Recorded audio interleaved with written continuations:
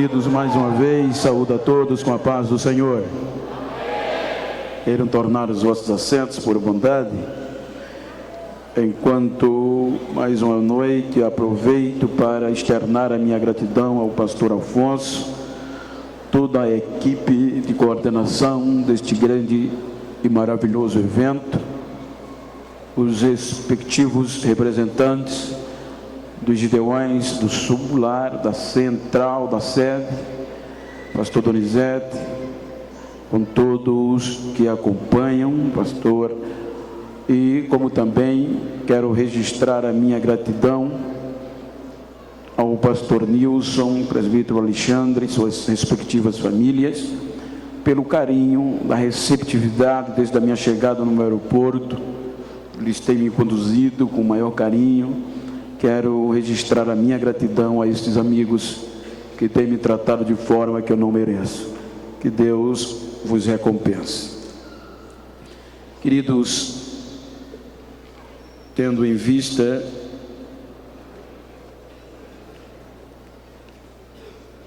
o tema, o projeto, o propósito, mas como eu vim para falar-lhes de um contexto motivacional, eu quero ler um texto que está no capítulo 20 do Evangelho, segundo escreveu São Mateus. Um texto expresso ou verbalizado por Jesus acerca desta obra. É uma parábola que está inserida no capítulo 20. E eu quero ler do versículo 8 ao 12. No intuito de despertar, de aguçar para nós desta geração o privilégio e a honra que fomos alcançados. Mateus capítulo 20, versículo 8, por diante está escrito: E aproximando-se a noite, diz o senhor da vinha ao seu mordomo: chama os trabalhadores e paga-lhes o salário, começando pelos derradeiros até os primeiros. E chegando os que tinham ido perto da hora 1/10, receberam dinheiro cada um. Vindo, porém, os que primeiro cuidaram que haviam de receber, vindo, porém, os primeiros, cuidando que haviam de receber, mas do mesmo modo receberam dinheiro cada um. E receberam-o, murmuravam contra o pai da família, dizendo: estes derradeiros trabalharam só 1 hora, e tu os igualaste conosco, que suportamos a fadiga e a calma do dia. Quero tomar por base esse texto para falar-lhes, haja vista que é um trabalho missionário estimulativo, tendo em vista que não é um trabalho meramente de que nós estamos mais acostumados, mas subentendo que o trabalho de missões é um trabalho estimulativo, missionário, com base na história do Evangelho e da Bíblia, para aguçar em nós o desejo que estimulou esta grande obra.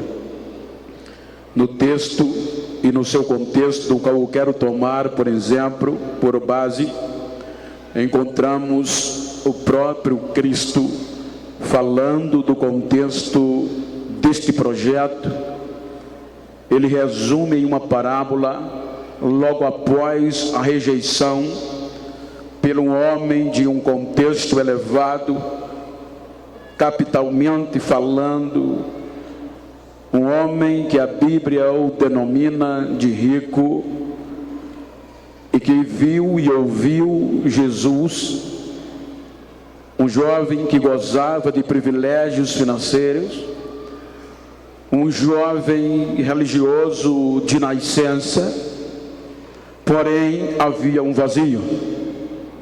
E ele, vendo o que acontecia no ministério de Jesus, ele vai a Jesus e recebe uma proposta.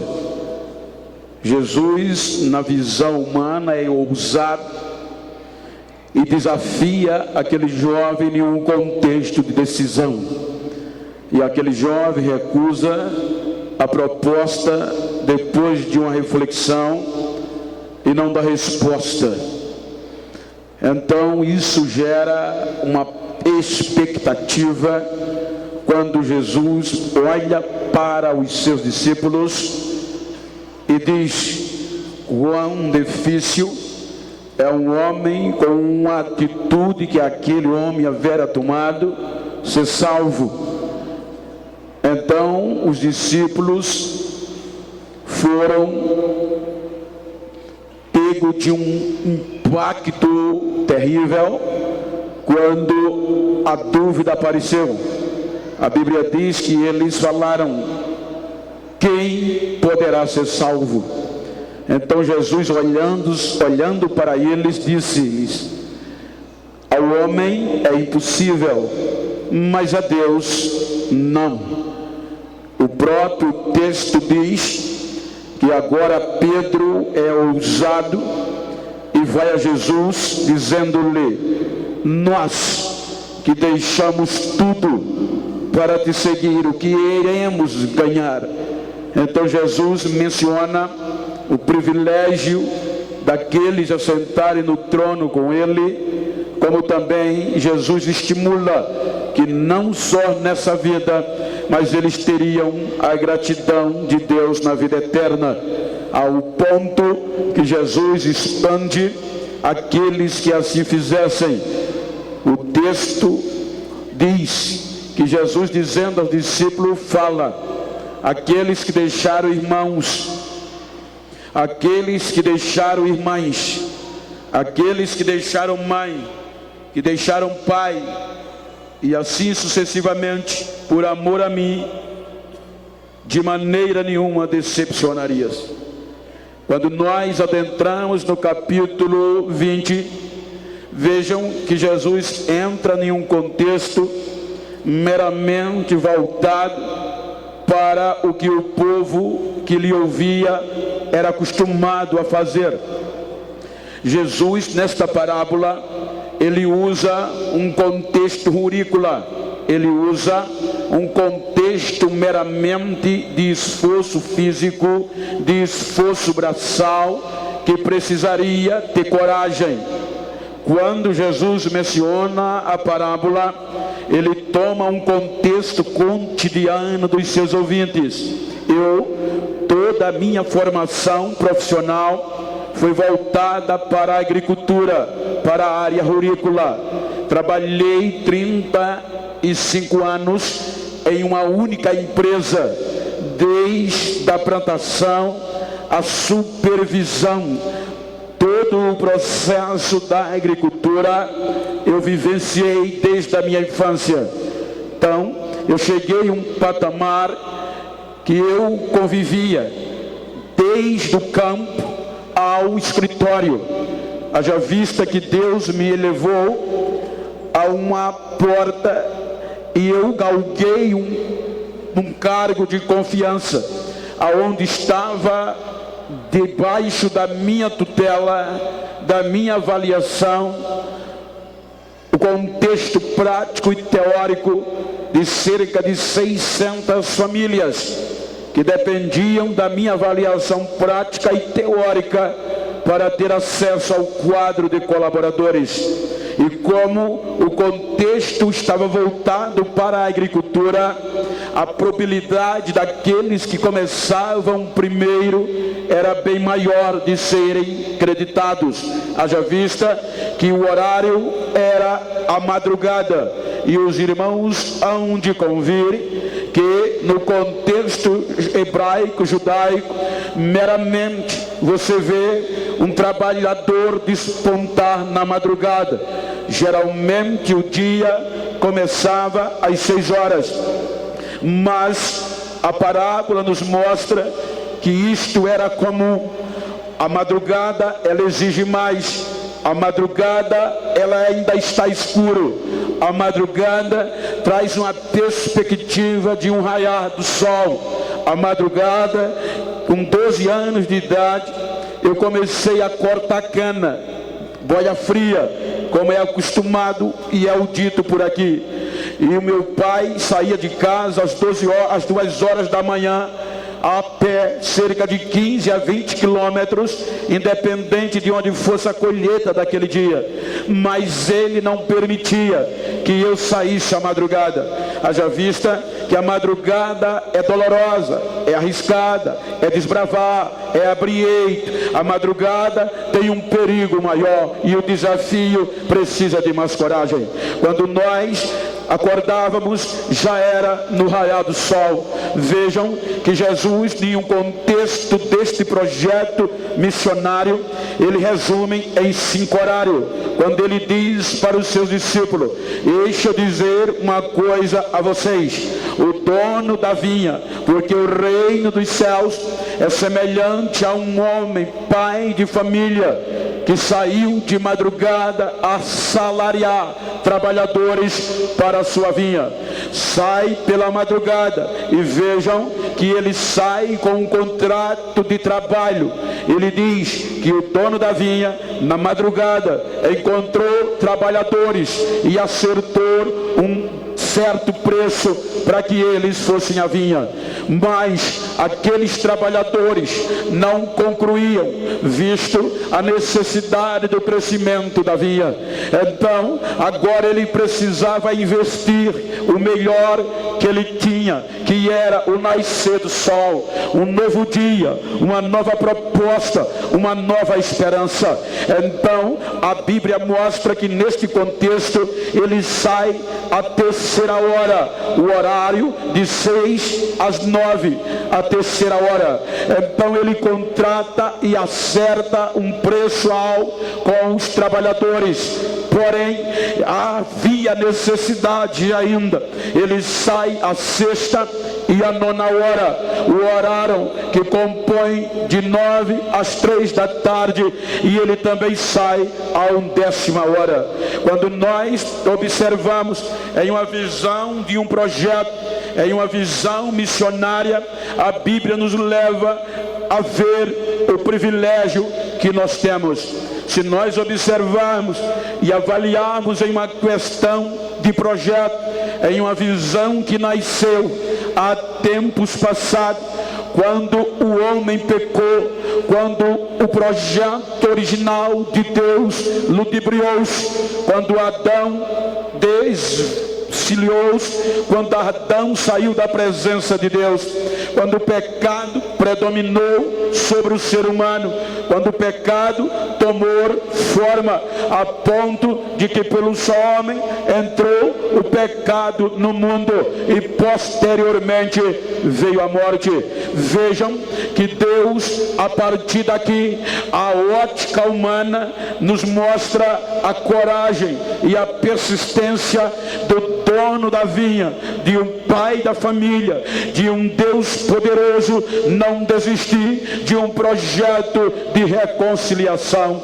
Deus agora tinha 1000 motivos para desistir do ser humano, mas a intimidade do ser humano com Deus era algo que nenhuma outra criatura conseguiu galgar. O ser humano é o único ser com capacidade distinta de adoração. É a única criatura de Deus que galgou um patamar de relacionamento inquebrável. Vejam que quando o ser humano peca, a ótica do mal parecia prevalecer. Havia, diz a Bíblia, que Deus expulsa este homem da sua presença. O homem, o ser humano, é destituído da glória de Deus. O ser humano perde perde a presença de Deus, e na ótica do homem era mais um projeto descartado, mas o amor de Deus prevalece, o amor de Deus supera a punidade da sua justiça, e Deus começa a usar deste próprio homem caído, pessoas que no meio do caos, no meio da destruição, ainda fazia a diferença. Vejam, se nós analisarmos em um contexto histórico da parábola, segundo alguns escritores, nos mostra algo que nos leva a pesquisar. Quando a Bíblia diz que quando o homem é expulso do Éden, o pecado predomina. Veja que Caim, ele é atraído pelo pecado, a ponto do que a Bíblia diz que ele se revolta contra o seu irmão. O interessante é que a causa era fundamental. Porque Caim matou Abel? Veja que no meio do caos, Abel fazia a diferença, pois a Bíblia diz, o escritor aos Hebreus, quando ele vai estimular o Novo Testamento acerca deste novo projeto, de um projeto renovado, de uma viva e nova esperança, quando o escritor aos Hebreus, ele vai estimular o Novo Testamento, ele usa todo o contexto estimulativo do Velho. Quando no capítulo 11 ele mostra que a fé foi impregnada ainda no tempo de crise, ainda quando não havia uma esperança visível. A Bíblia diz, o escritor relata que no meio do caos, Abel, ele ofereceu a Deus um melhor sacrifício do que o seu irmão Caim. Ou seja, quando o pecado predominava, Abel já estava, mesmo pai, longe de Deus, mas ainda havia uma voz de adoração, ainda havia alguém que tinha esperança em oferecer uma melhor oferta. O escritor aos Hebreus diz que a sua oferta foi tão significativa que depois dele morto, ela hoje ainda fala. Veja o que é que ele diz em um horário da madrugada, que Deus sempre reservou homens e mulheres para propagar uma esperança. Ele diz que por esta mesma fé, imbuídos neste mesmo projeto de reconciliação, ele diz que Enoque, ele foi trasladado antes de ver a morte. Ele diz que Enoque foi trasladado por Deus porque andava com Deus, e depois da sua morte ele não foi mais visto. Depois da sua transladação, ou seja, depois que Deus o trasladou para si, ele não foi mais visto. Ele foi levado sem ver a morte porque andava com Deus em momentos obscuros. Quando ele continua o estímulo, ele diz, e Noé, por esta mesma fé, por este mesmo projeto, Noé foi avisado divinamente por Deus das coisas que não se via. Noé acreditou e se tornou pregador da justiça, ou seja, contra tudo e contra todos, Noé aceitou um projeto de Deus. Quando Deus disse que ia mandar chuva sem nunca ter chovido, quando Deus disse que ia mandar dilúvio sem nunca a comporta dos céus ter sido aberta, Deus disse, eu vou mandar dilúvio. Ele disse, eu acredito. O projeto é uma arca, é uma porta de escape, conta comigo, eu acredito. E ele foi pregador da justiça contra tudo e contra todos. É por este mesmo projeto que o escritor aos Hebreus, um projeto missionário, ele mostra a capacidade desses homens. Ele diz que foi por esta mesma fé, neste projeto, que Abraão creu na promessa, mesmo sem saber para onde ia. Ele diz que foi por esta mesma fé que Sara também acompanhou ao marido, na certeza que Deus lhe daria um filho.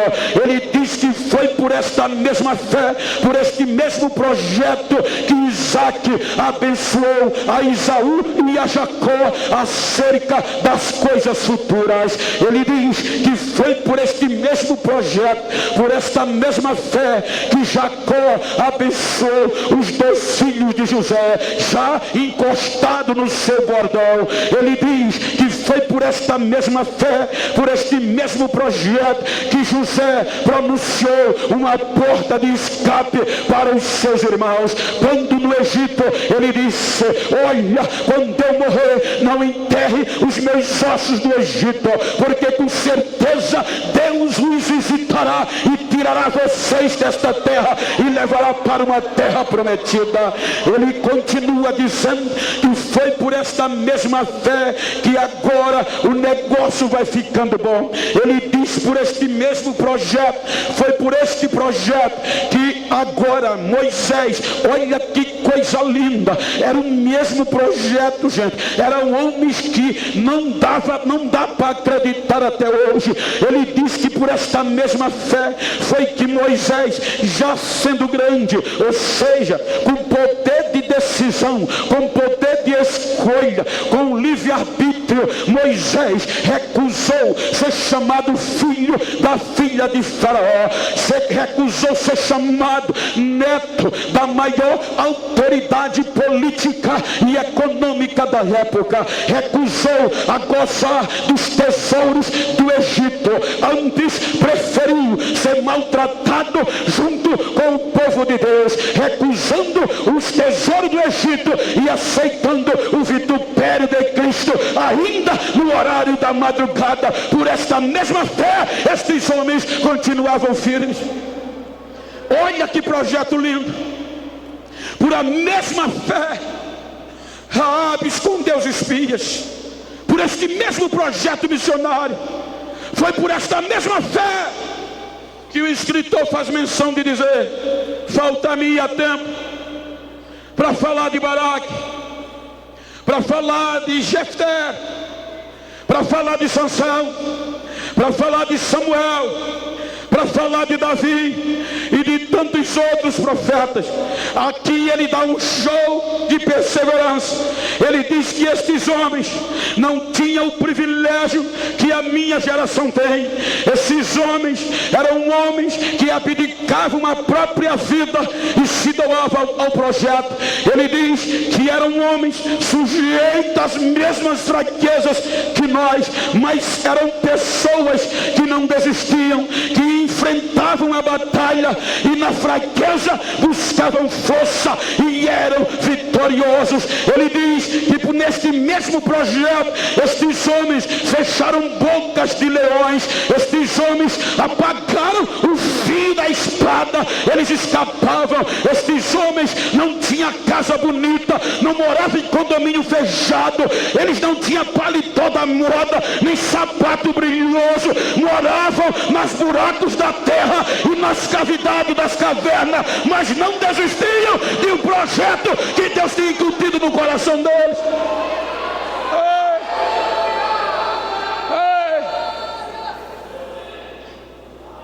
Vivia nos buracos,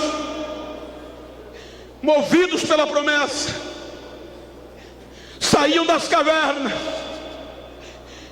e na fé colocavam o exército inteiro para fugir. Eram homens que não tiveram o privilégio de vestir um terno da Tommy, da Ralph Lauren, da microfibra. Eram homens e mulheres que não tiveram o privilégio de usar o microfone sem fio.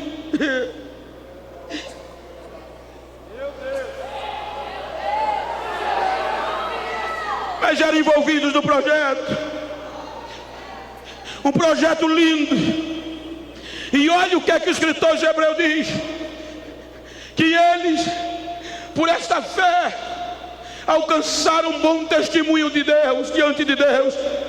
Mas mesmo eles alcançando um bom testemunho, Deus não permitiu que eles entrassem na promessa. Por quê, pastor?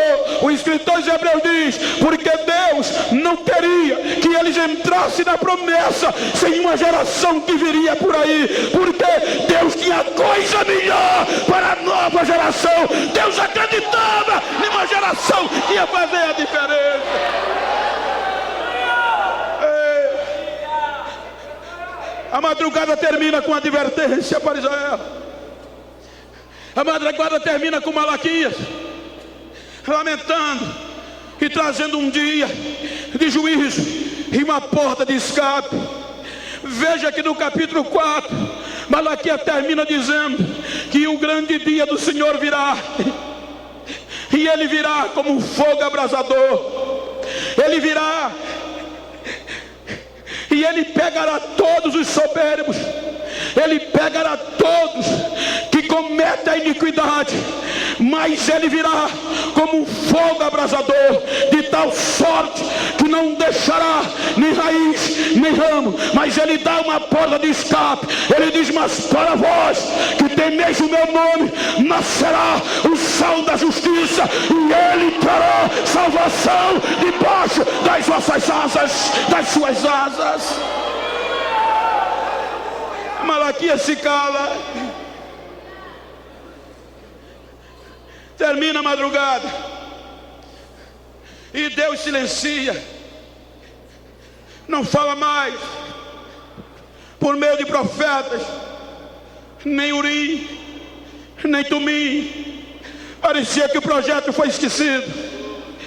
400 anos passaram. O projeto morreu. Não, morreu não. Porque a Bíblia diz que aparece lá no deserto da Judéia. Veja o que é que a Bíblia ensina. Não aparece no centro de Jerusalém, não aparece no YouTube, não aparece no Facebook, não aparece nas metrópoles, aparece no deserto da Judéia.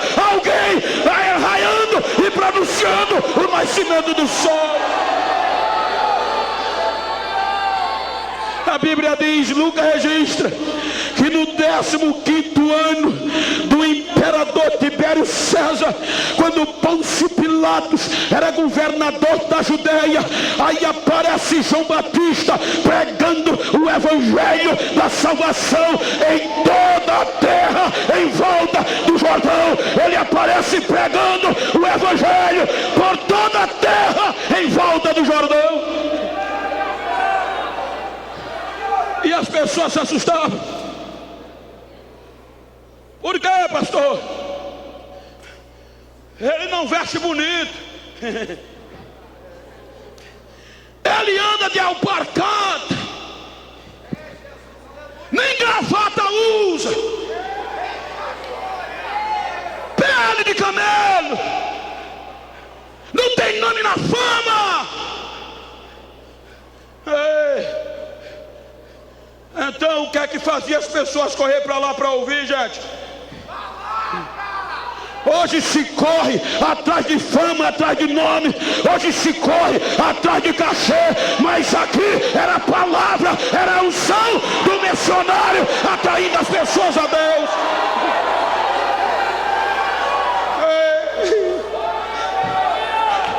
Todo o povo corria para o deserto. Como é que pode, gente?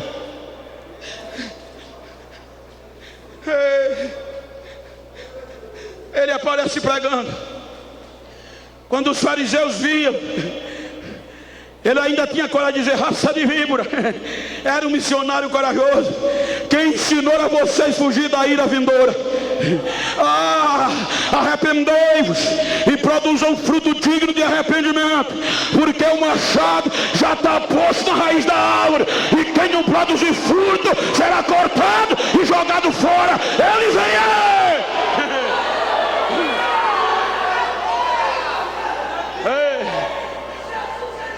Pararam a madrugada. O dono da vinha sai à terceira hora, a hora que o sol nasce, a hora de projetar o dia. Aí tentam calar João Batista. Vejam que quando calam João Batista, que prende ele, aí os escritores do Evangelho dizem: quando Jesus soube que João fora preso, ele começa a pregar o Evangelho e dizer: arrependei-vos, porque o tempo está próximo, o reino de Deus é chegado.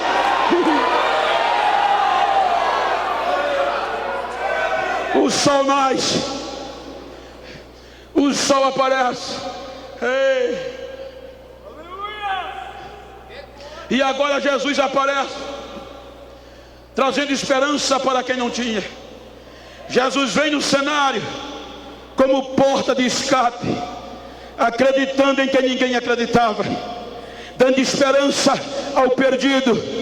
A nova aliança, um projeto que o próprio Pedro, quando escreve a primeira carta, ele diz que Deus, graças a Deus Pai do nosso Senhor Jesus Cristo, que gerou em nós uma nova e viva esperança através de Jesus Cristo, o seu Filho.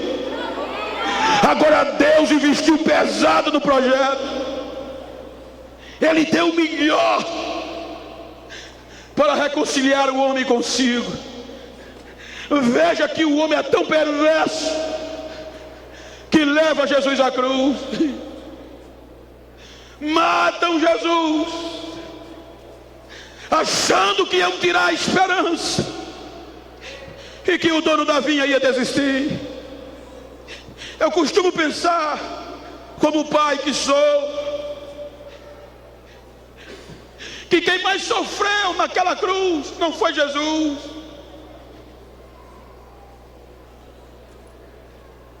Quem mais sofreu foi o Pai. Por quê? Porque pai, gente, pode até doar um rim para um amigo, para o filho.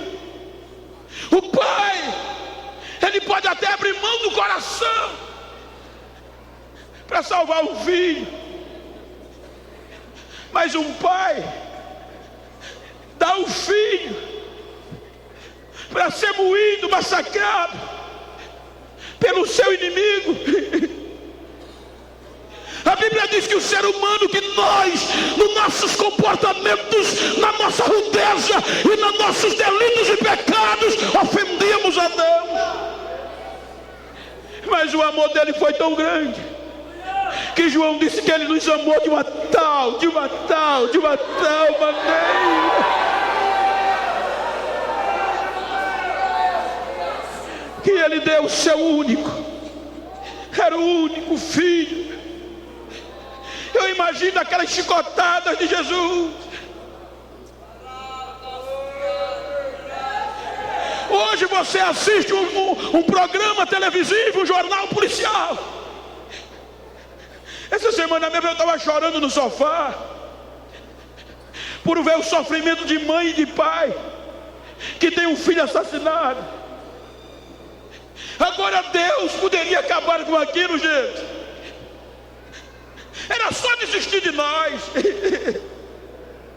porque nós não prestávamos mesmo, já estávamos condenados.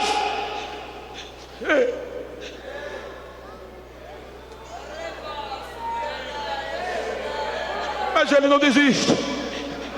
Ele vira as costas, ou para parafrasear, o cacete rolando no filho, o filho sendo maltratado, e para piorar, o filho na cruz ainda grita: meu Deus, por que tu me desamparou? Oh meu Deus, que dor não foi no coração do pai.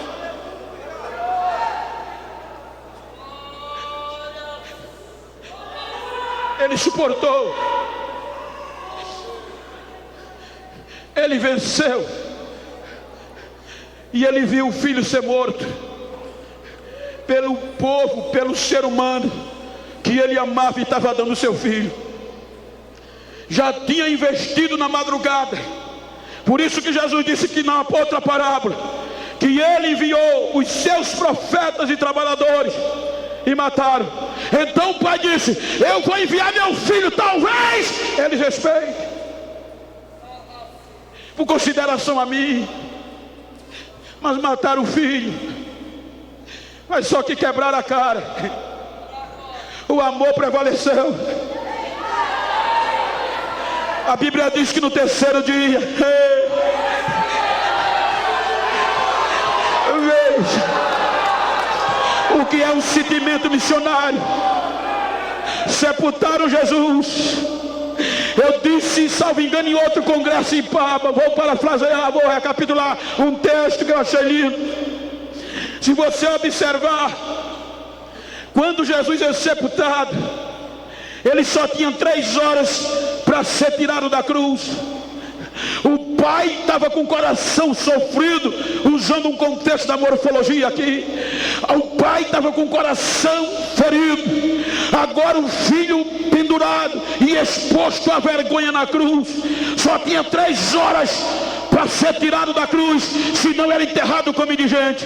Agora não tem um discípulo que pudesse fazer isso. Aí o que é que Deus faz? Ele encontra sempre alguém que faz. Ele sempre tem os anônimos na hora da necessidade. Ele pega José de Arimateia e o doutor Nicodemos. Ele vai lá no centro político e vai no centro educacional. E quando o discípulo não estava atento, aí José de Arimateia investe pesado. E o doutor Nicodemo, a gente tem que comprar um túmulo novo. Ele não é qualquer um, é Jesus. Ele é mestre, é filho de Deus. Tem que ser um túmulo novo. Colocam ele no túmulo. O que eu acho lindo, gente, é que só foram 3 anos e alguns meses ele com os discípulos, e quem não prestava chegava para ele e ele colhia tudo. Jesus é sepultado. Ei, os discípulos se escondem,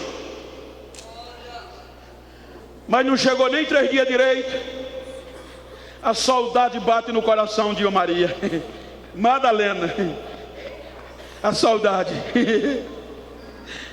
3 dias. Maria Madalena, vou conjecturar, estou com saudade.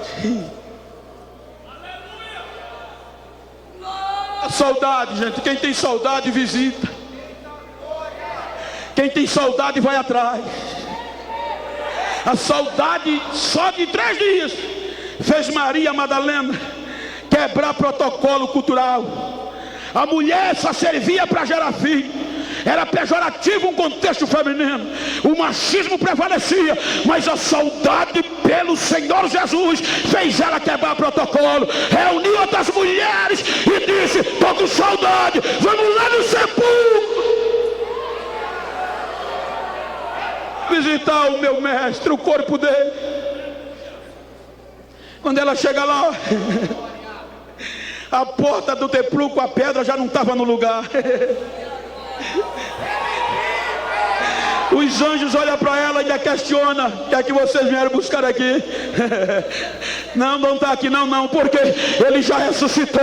O túmulo está vazio, venham ver, ele não está mais aqui.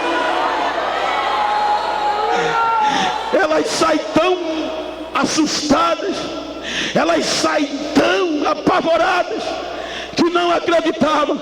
Vejam, gente, que o fato era tão contundente, que não andam muito, encontram, mas não conhecem. Elas encontram Jesus, mas não conhecem.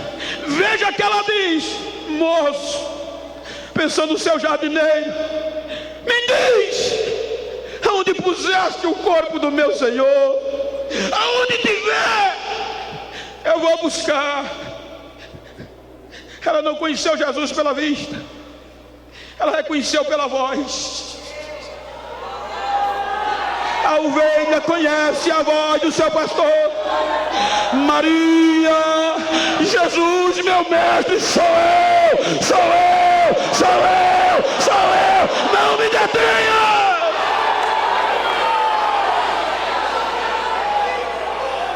Conhece pela voz. A terceira hora passa. Jesus semeia. Jesus estabelece. Jesus dá sustentação ao projeto. Agora o inferno não desestimularia, não quebraria mais o projeto. O inferno poderia entristecer, mas não quebrava mais. Aí o dono da vinha sai a sexta e a nona hora. E pode olhar que o texto diz que ele faz a mesma coisa. Ele sai com o contrato na mão. E quando ele sai com o contrato, ele vai no intuito de assalariar trabalhadores para a sua vinha. Então na cultura era feito assim. Esse horário foi o horário em que o sol é mais quente. Vejam que a madrugada não tem sol. Você pode olhar que uma das cobranças dos que começaram primeiro fez: como é? Nós suportamos o calor do dia. O horário de 9 às 3 horas, gente, é o horário que o sol é mais quente. É o horário daquela igreja desbravadora. Era o horário das pessoas, dos irmãos, que o evangelho pegava eles e eles não tinham vida própria. Era a época de um evangelho que incutiu na veia de muitos judeus que se quebravam por Jesus, homens e mulheres que eram queimados vivos. E qual era o crime? Ser crente, falar de Jesus. Ei, esse era o crime. Queima o vivo, queimava-os, mas eles não desistiam. Diz a história do cristianismo, que eu acho lindo, é que este evangelho alcançava pobre, classe média e classe alta. O poder era tão devastador que a Bíblia diz que os crentes não precisavam andar atrás de milagre e em igreja tal e lugar tal, porque o negócio era tão bom que os milagres saíam correndo atrás dos crentes. A Bíblia diz que os milagres seguiam aqueles que acreditavam. Os milagres saíam procurando os cristãos. Hoje a gente acha bonito.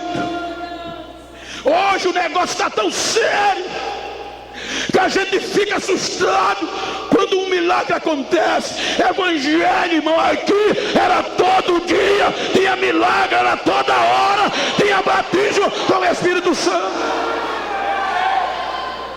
Esses trabalhadores viviam o que pregavam, não tinha vida por preciosa. Diz a história do cristianismo que uma moça de uma família média, da classe média alta, conhece Jesus, e já conhece Jesus pregando 22 anos, com a vida toda pela frente.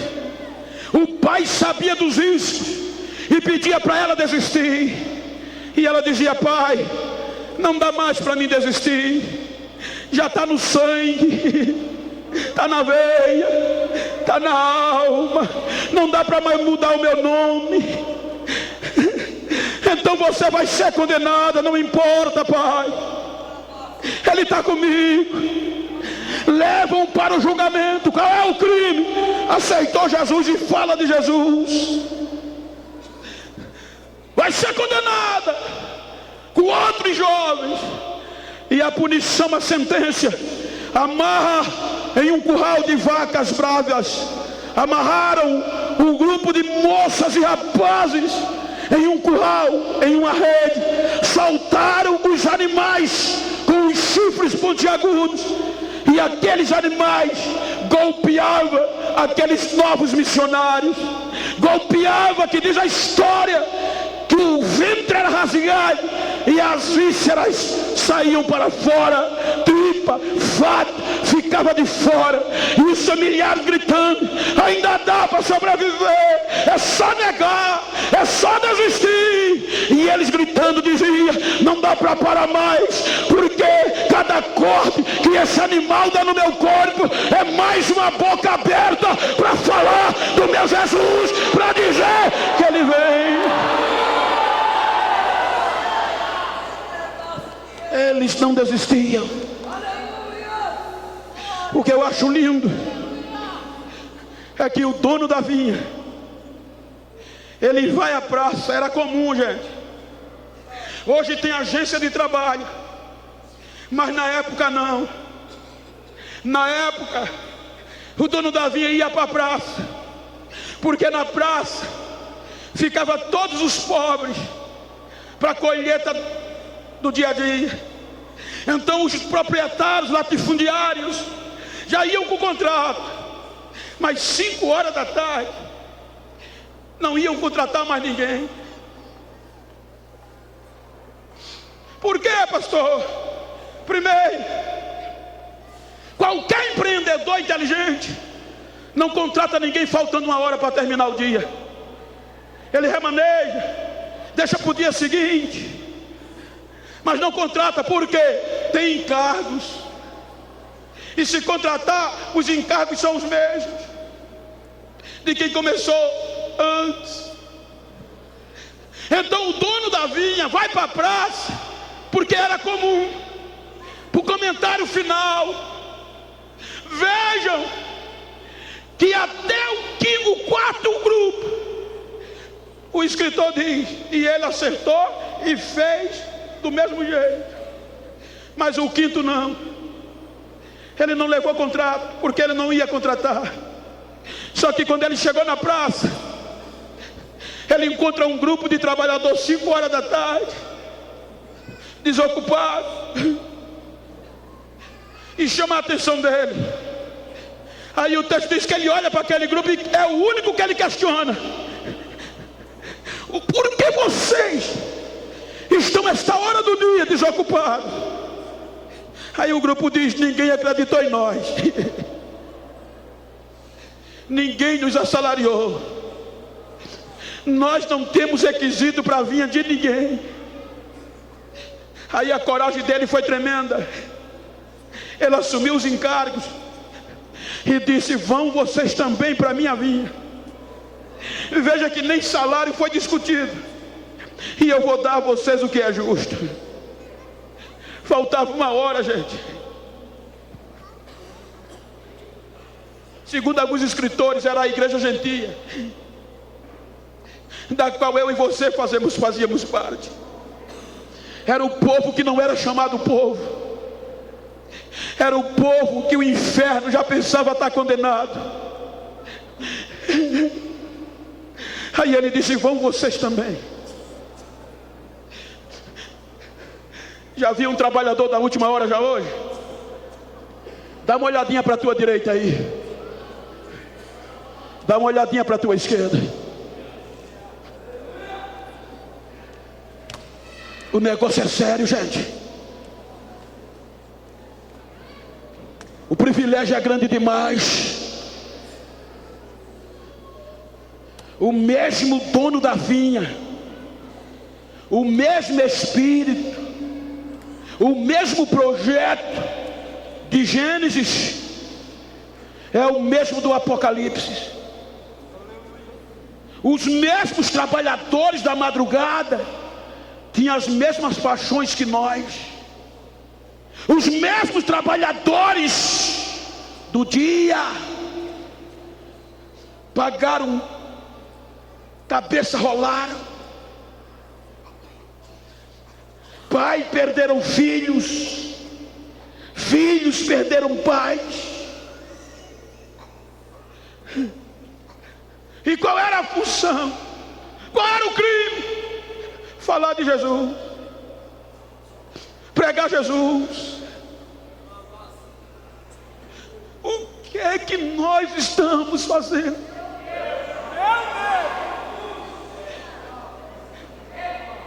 Se você tem coragem, grite comigo: chegou! Mais forte: chegou! O século 21. Encha o peito e diga: agora é o nosso tempo, é a nossa hora.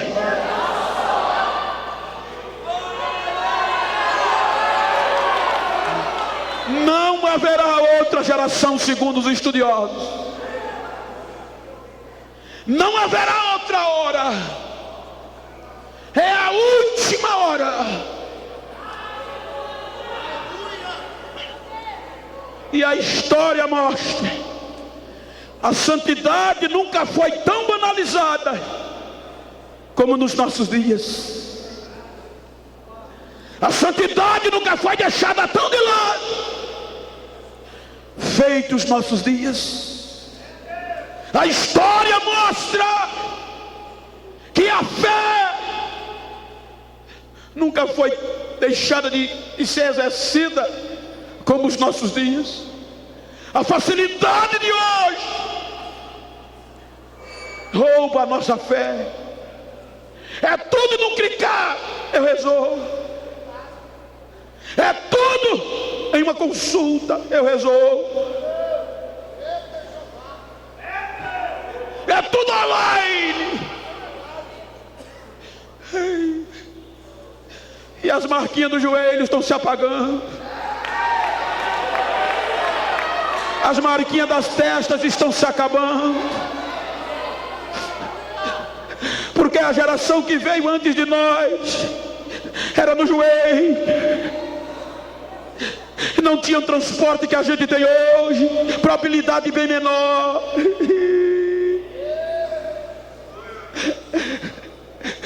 Não tinha o privilégio que a gente tem hoje.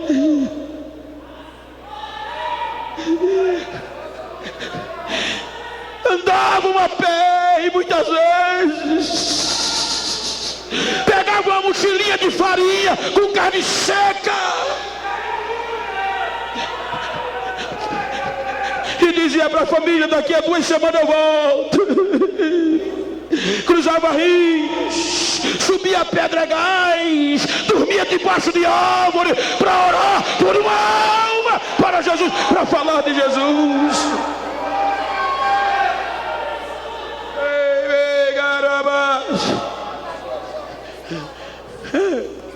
Precisávamos. Se pregava por amor. Se pregava por amor. Hoje virou comércio.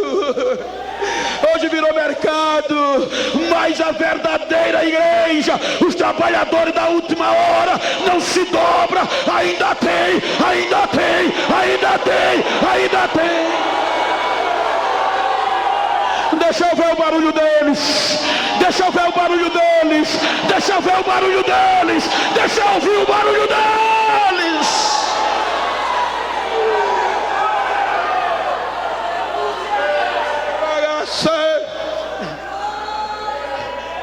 Era evangelho genuíno. Era a mensagem da cruz.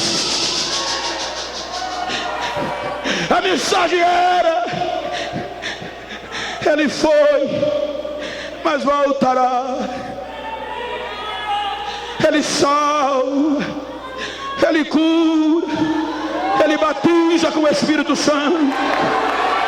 Esta geração é fruto dessas pregações. Hoje está fácil. Pregar o evangelho é só ter jeito, é ser teu nome, é só ter vídeo potencialíssimo no YouTube. Mas ninguém tem mais coragem de pregar, entre aspas, perdão a frase, mas poucos estão tendo coragem de pregar o genuíno o evangelho. É mais fácil pregar: vem comigo, fica como está, que Deus vai te dar 2.000. É o evangelho da última hora, da modernidade. Mas o genuíno não. O evangelho diz: vem e muda, no céu. Vai e não peca mais.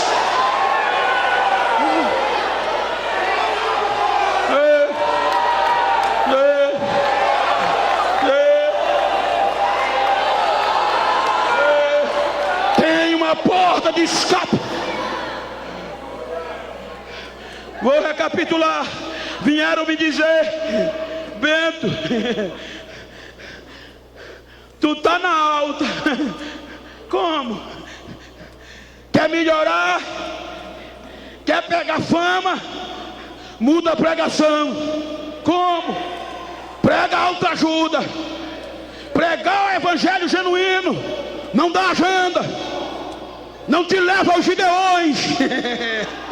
Pregar o evangelho genuíno não vai te dar condições de morar em condomínio, não. Então prega autoajuda, porque a mensagem que tu prega não dá agenda, não deixa garantido o ano que vem. Então prega para a nova geração. Muda, para de falar em línguas estranhas no microfone. Mudo não. Por que não muda? Porque eu nasci no poder pentecostal. Eu nasci na Assembleia de Deus. Eu nasci no meio do fogo. Cadê a geração que vem comigo? Cadê a geração? Cadê a geração que ainda fala em línguas estranhas? Deixa eu ouvir.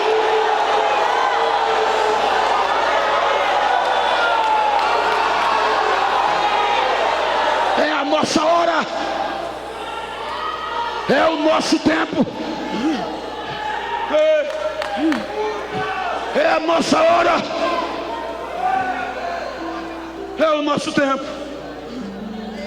Diga para quem está ao seu lado: não mudo. Não mudo.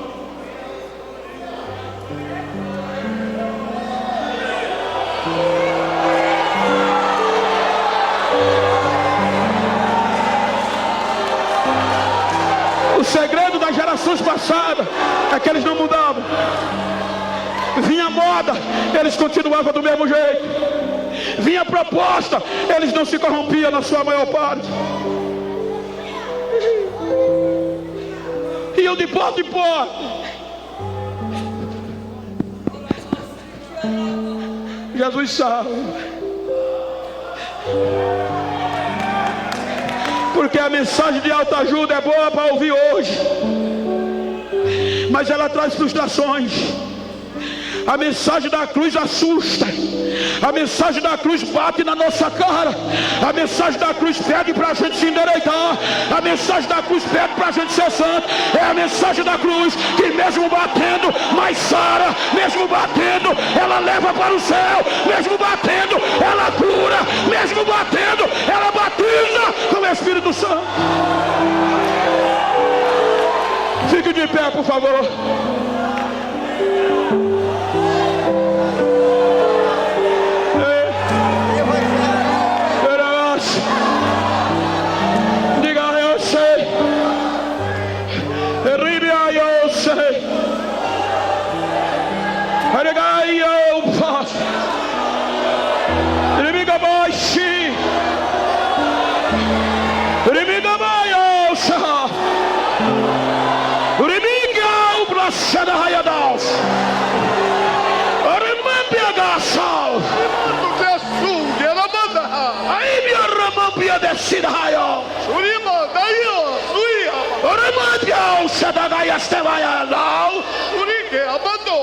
Os meus olhos estão atentos e os meus ouvidos abertos.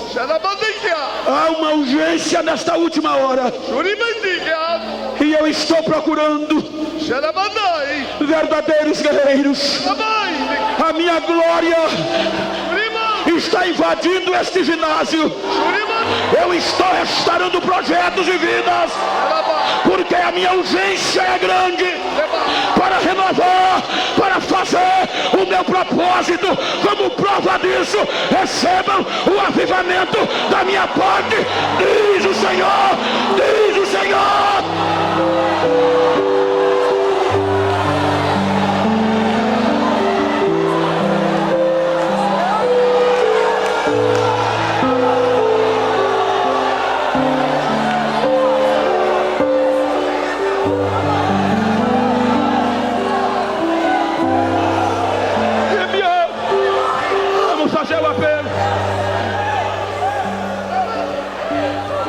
fazer o apelo. Vira para essa pessoa que está ao teu lado. Diga assim para ela quando eu estou com o pastor Cláudio aqui. Diz assim para ela se tu pode. A hora está chegando. A trombeta pode tocar hoje. E se ela toca hoje, eu quero subir com você, com as mãos cheias. Dá pra gente fazer um pouco mais. Dá.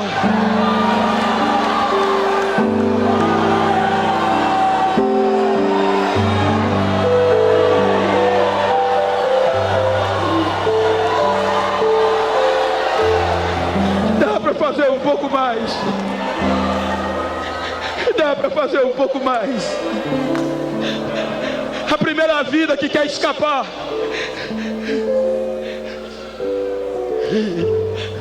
Eu quero acreditar que você trouxe alguma pessoa não crente.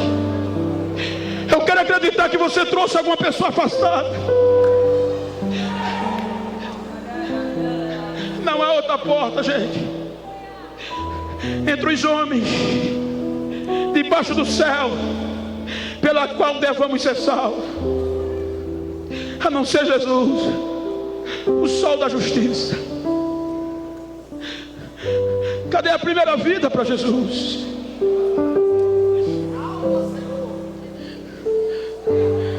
Convide essa pessoa que possivelmente não seja crente, ou que esteja afastada ao seu lado.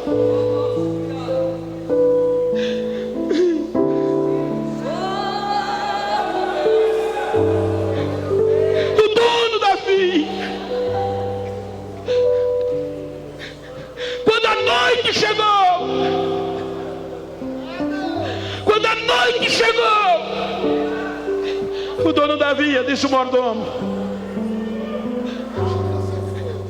chama os trabalhadores e comece pelos derradeiros.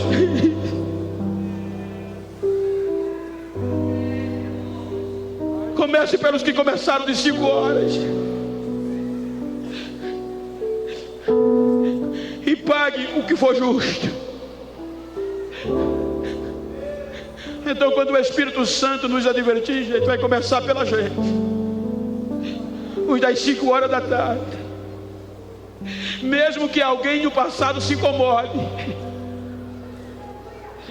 Como é que o Senhor deu a ele a mesma coisa que deu a gente? Que suportamos o calor do dia. Ô amigo, será que eu não posso fazer o que quero com o que é meu? Veja o nosso privilégio, gente. Então cadê você que não é crente? Cadê você afastado? Será que a gente não trouxe ninguém? Tem alguém afastado da igreja? Tem alguém não crente entre nós? Se tem, me dá um sinal aonde você está. Só assim com a mão. Eu quero acreditar, pastor. Tem alguém?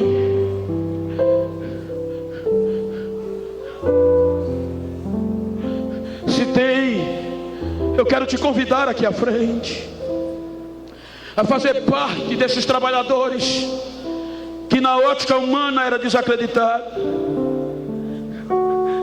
que não tinha requisitos, eram trapos de imundícias, mas sem passar por entrevista, sem assinar contrato.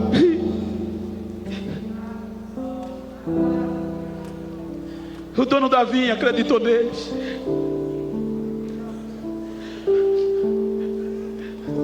O preço já foi pago. Então cadê você? A Bíblia diz que não é o homem que salva, mas é o Espírito Santo. E se tem alguém afastado ou não crente aqui, o Espírito Santo está aqui. E ele quer convencer você. Mas se não tem, eu quero chamar você que é crente, você que foi chamado para este projeto, Você que não precisou assinar contrato, você que é missionário, você que foi chamado para pregar, para cantar, para adorar, para falar de Jesus, e se está desestimulado, eu quero orar com você. Eu quero orar com você. Eu quero convocar você aqui à frente, nesse espaço, se você pode. Você que não é batizado com o Espírito Santo, você que precisa de uma renovação em poucos minutos, você que precisa de uma renovação feito eu, vem orar comigo.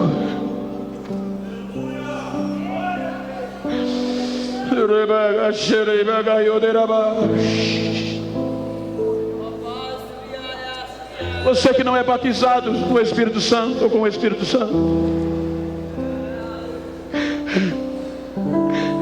é um congresso missionário, e como missionários de Cristo somos atacados, somos tentados a desistir, somos perseguidos, afligidos, mas não desistimos. Então já vem falando línguas estranhas, já vem sendo renovado.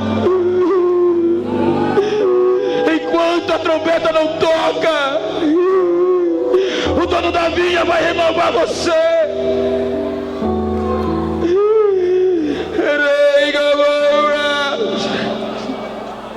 Você que não é batizado com o Espírito Santo,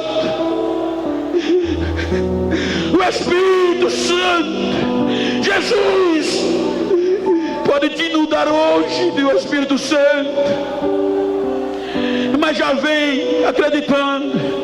Não é o pregador, não é o pastor, nós só vamos impor as mãos e orar, mas é um direito que foi conquistado para nós na cruz do Calvário. É um direito que foi conquistado para nós quando o sol raiou. Foi o direito que Pedro disse: é tanto para os que estão perto quanto para os que estão longe, ou para tantos quanto o nosso Senhor chamar, e nós somos chamados.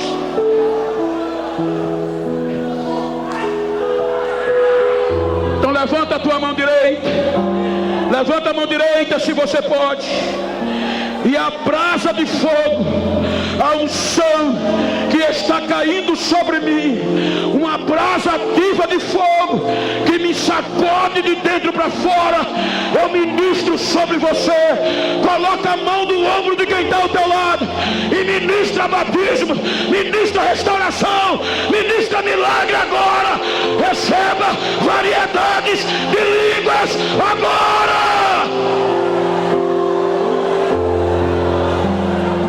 Jesus, é a tua palavra, não é o homem, é a tua palavra, é a tua palavra.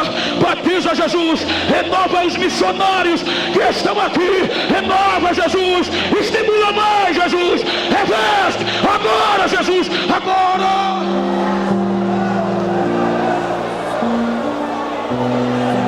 Recebe, recebe.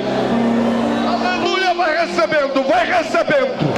Os irmãos vão impondo as mãos, creia, Jesus está aqui, te tocando. Aleluia, aleluia. Aleluia. Aleluia, aleluia, aleluia. Deixa a glória de Deus.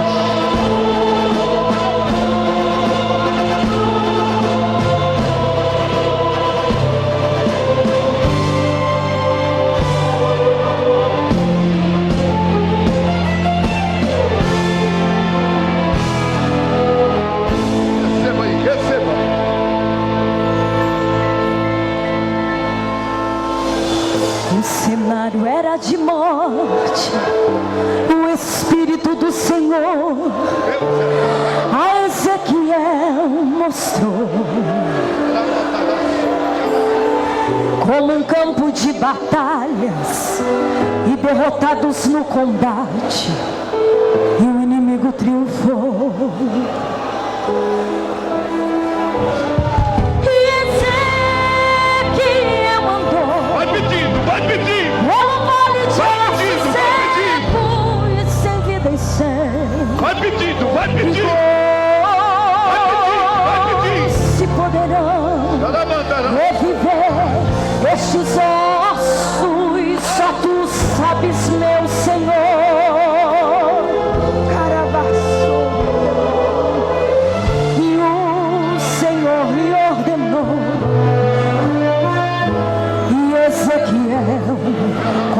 sua voz profetizou. Vem, os quatro ventos